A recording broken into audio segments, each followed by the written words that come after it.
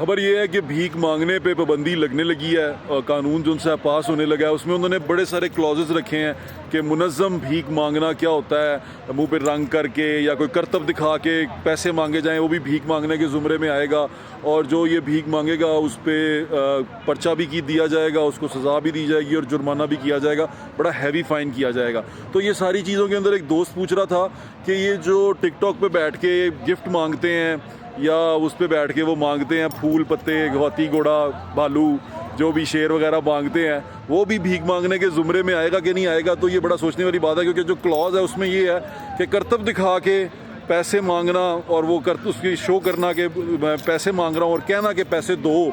तो वो भी भीख मांगने के ज़ुमरे में आता है। तो ये डिजिटल बेगिंग जो सी है ये भी मेरे ख्याल से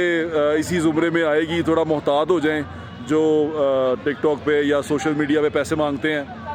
मोहतात होना पड़ेगा, बेगिंग बैन हो गई है।